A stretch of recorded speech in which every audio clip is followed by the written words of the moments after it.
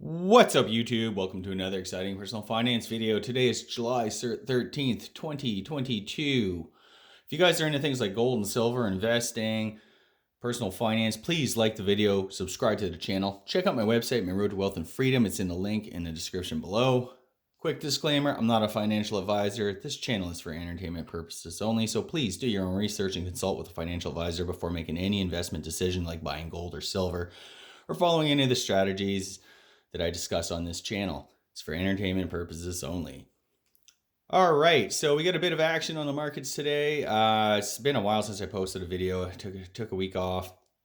I've just been really busy. So the Bank of Canada raised their overnight rate by 1%. That's 100 basis points. So they're really trying to attack inflation, try to get inflation down. This morning, the US CPI print came out at 9.1%, a lot higher than what analysts had predicted. I mean, they were talking peak inflation back in March, and the prints keep getting higher and higher and higher. It's accelerating. At some point, something's got to give. But so far, inflation is coming in strong, and it's continuing to exceed expectations, which is very dangerous. So my guess is for sure today we're going to see the Fed do 75 basis points. Maybe even they might pull what the Bank of Canada did and go up a whole 100 basis points, 1%. But anyway, so basically everything under the sun is getting killed. I'm looking at the Dow, 30,542, down 1.42%. S&P 500, 3770, down 1.28%. NASDAQ, 11,136, down 1.14. The VIX is up about 3.5%, 28.23. Bonds, US 10 years at 2.97. Oil, it's at 95.62. Gold is at 17.23. Silver is at 18.88. Crypto, we got Bitcoin 19.228. Ethereum 10.35. And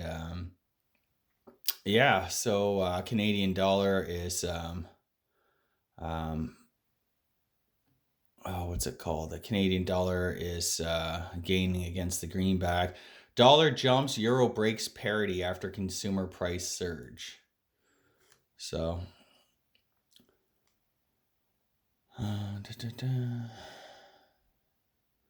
yeah.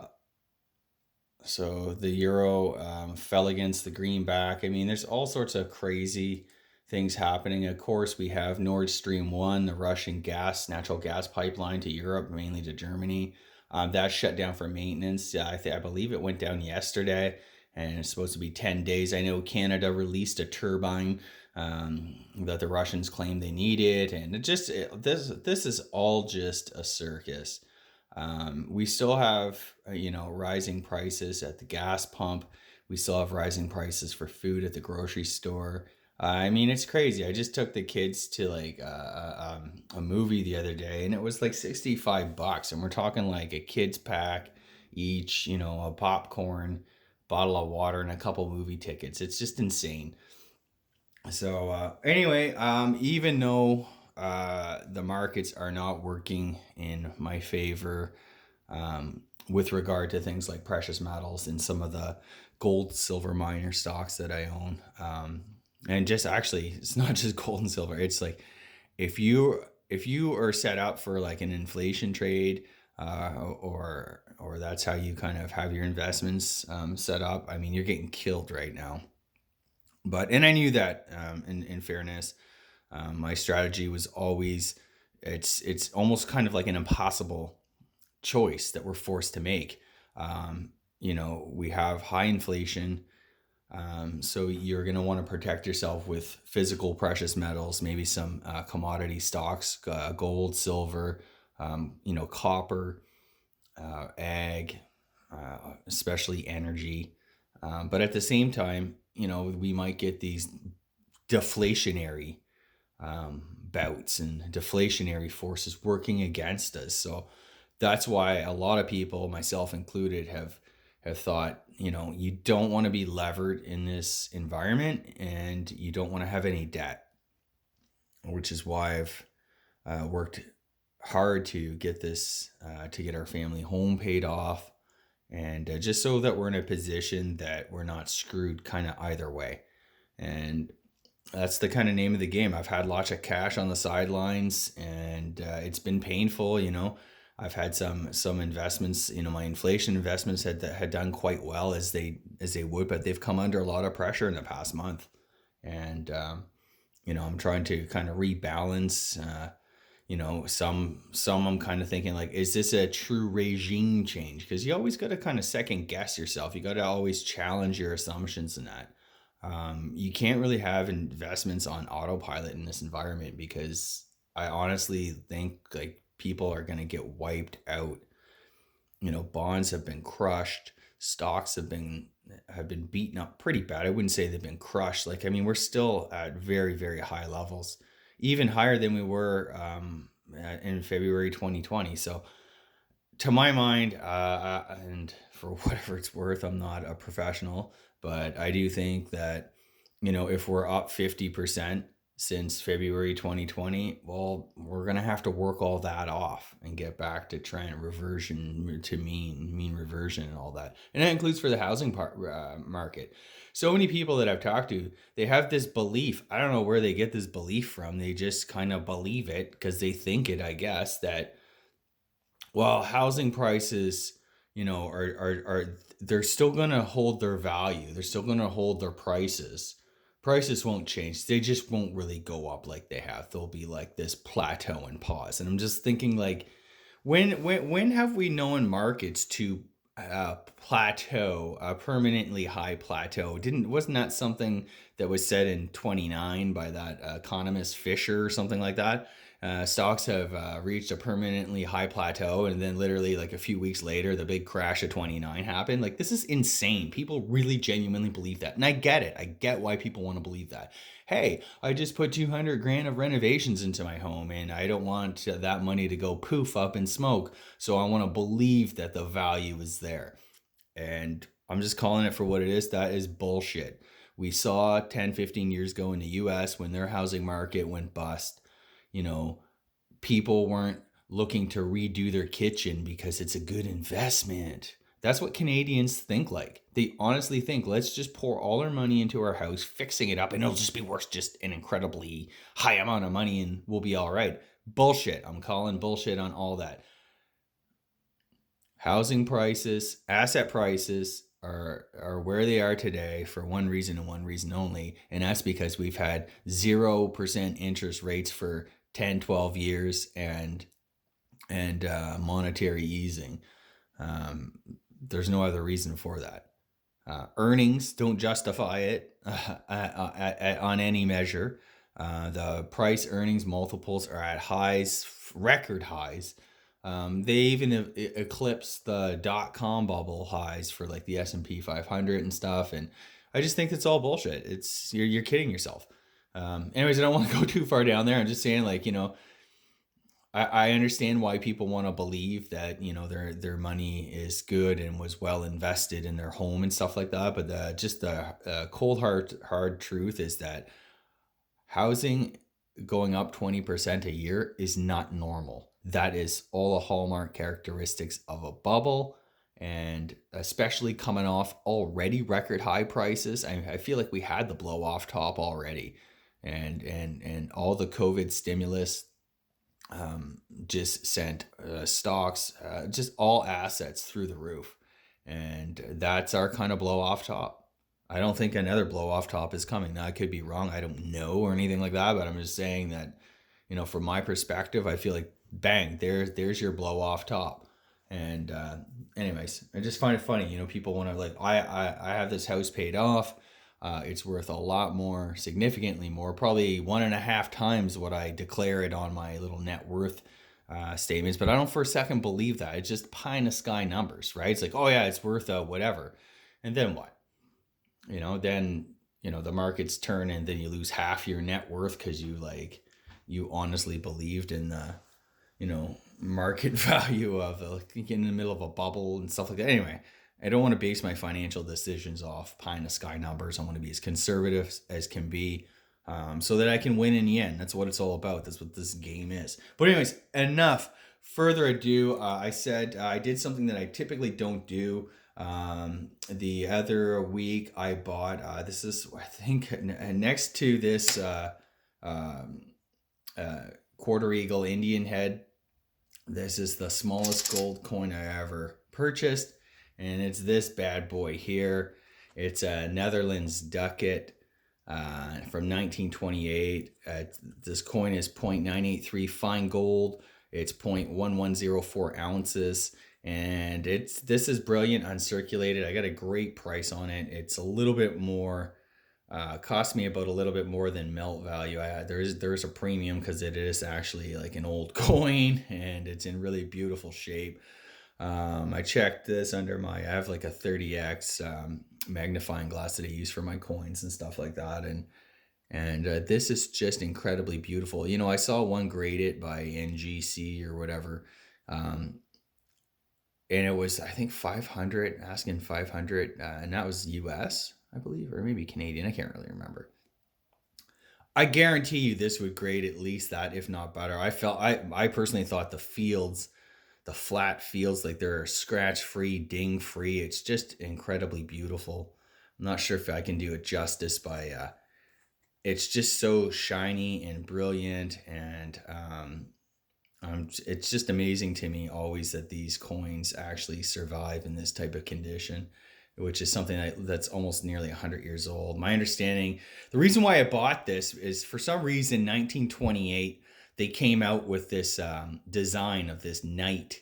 Now, this particular design had appeared on a lot of these coins in the 17th century, 18th century, 19th century, and then it stopped for a while, and some other design was on there. And then for some reason in 1928, they brought it back. I don't know why. Maybe there's some sort of significance to it. Maybe the Dutch know. Hey, if you're a Dutchman watching this, let us know why that's so important. 1928. Is it some sort of centennial of something? I'm not really sure. But anyway, it's just a beautiful coin. You can't really see it. It's so small. There's a little seahorse, and then there's like this staff of some saint or whatever. He's clutching 7 arrows, knight in armor, and you can even see the bolts. I don't know if you can see close up, but you can even see like the little bolts and that on his like shins and stuff. Holding a sword resting on his shoulder. Of course, there's like the inscription all the way around. And just a beautiful coin. I don't regret it. Regret the purchase at all. I really do appreciate not just stuff like, the bullion coins like this Britannia, but I really do appreciate the history and that behind some of these other gold coins. Like, you get the rooster, the franc, 20 franc. You have, of course, you got the half eagle. Just a beautiful coin. They just don't make them like this anymore, and I'm very, very happy with these coins. I do like them. I don't mind spending a little bit extra for them. They'll always have their gold content, and I don't know. These aren't really ones that I would part with, to be honest. Bullion, I don't mind getting rid of, but some of these coins here, they're just too. I love coins. What can I say? I collect them, so I'm not interested in, It is an interesting way, though, if you're looking for sort of wealth preservation, and maybe you don't want to do the bullion thing. There are premiums to these ones, I will say. But I don't know. I feel like something like this is going to hold its value long term, because it both has historical, numismatic, and bullion kind of significance. So anyways, that's it. And a quick note, I have been buying the dip on this gold, on this drop in gold. Again, gold, some people are saying gold, if gold breaks 1680, it can go down quite significantly, 1400 range, 1500 range. The bottom line is I've given up on trying to figure out where things are going. It's just impossible. It's fundamentally unknowable. And I was just reading this really interesting book. Actually, it's Neil Ferguson, The Ascent of Money. It's an older book. I think it was published in 2008. I think it was like May 2008. So just as the financial global great recession, global financial crisis was kind of kicking off. And I just even though it's dated, like, 14 years or something like that. A lot of a lot of these investment books, a lot of the financial history books, the places and the times change, but like the principles, kind of like the lessons learned, um, they're kind of like timeless, and they're definitely worth it. So, um, if you're at all concerned about, the economy, and how it's going to impact you personally and with your investments or finances, I highly recommend just doing what I did. Go get a library card and go search out some books on economics and financial history and that. And there's tons of great information free at your fingertips. Um, and you can read about all these crazy times, and all the different bubbles that have happened forever, it seems. And, they all share the same sort of characteristics. I mean, different places, people, and times. Sometimes there's different financial innovations and stuff, like mortgage backed securities and collateralized debt obligations, and swaps and stuff like that. But um, it's good. It's good. I definitely highly recommend expanding your knowledge, and it just makes you a better investor, and it just does a lot to. But anyways, I don't want to go too far on telling people go do research. Do read up on finance is important, but an interesting thing that I kind of took out of that book was that there's people often, investors often confuse uncertainty with risk.